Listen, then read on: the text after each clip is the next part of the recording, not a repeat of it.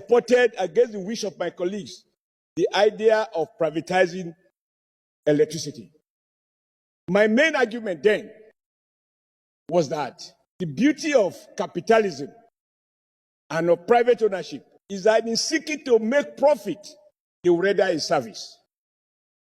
But the danger of public ownership is that whether they render a service or not, they draw on the taxpayer treasury in the name of correcting what is there.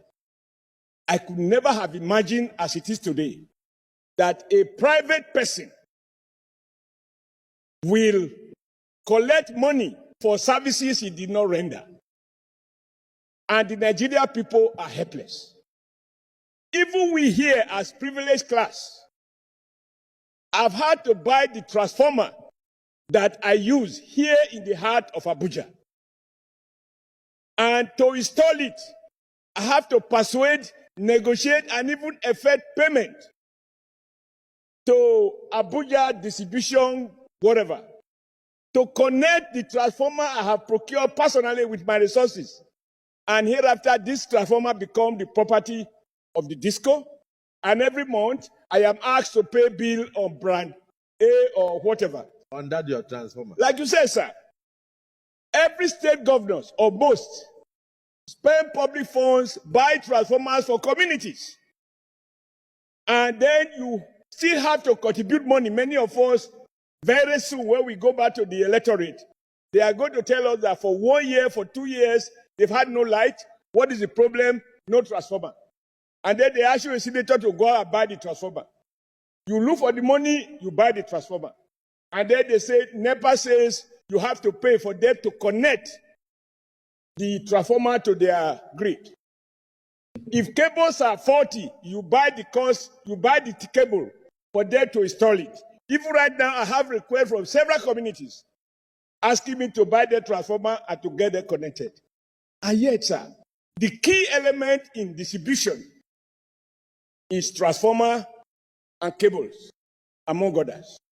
So if these ones are now being procured by state government using public funds and individuals using their personal resources, what is the cost that these DISCOs are incurring?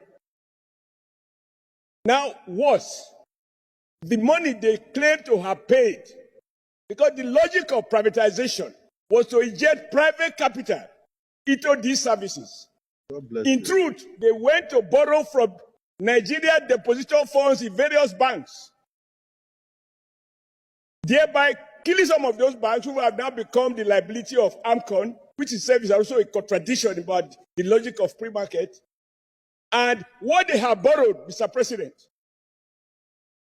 since the privatization took place, what they have borrowed through CBN and other sources is 10 times more than the amount they claim to have paid to become owners of those DISCOs. Lastly, sir, as things stand, DISCOs own no more than 60%, quote, own. So it is arguable where the total money you have borrowed from public sources is more than your private capital, whether you can still claim to be privately owned. 40%, as we speak, still belong to the federal government. But, sir, there are no governing councils. There is no governing board for these DISCOs. So, federal government owns 60% of a business, and it has no say in the board of those companies. So, there is no corporate governance. The one of Edo is owned by a pharmacist. The wife is a banker.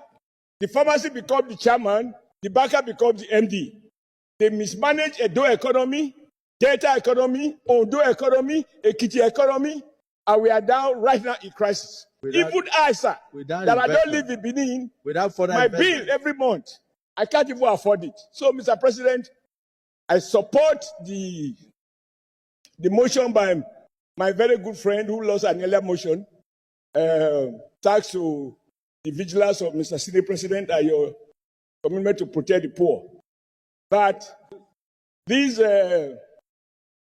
motion can benefit from a radical review, including the option of revoking the ill-conceived, ill-executed privatization and revisit it in line with the renewed agenda of Mr. President.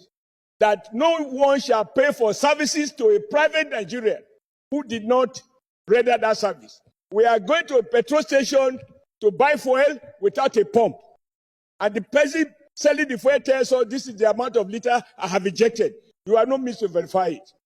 May your leadership, sir, or common as it is, be the one that gives us the political will to revisit and protect Nigerians, rich or poor, who have been victimized by the fake new owners of this discourse. Thank you, Mr. President.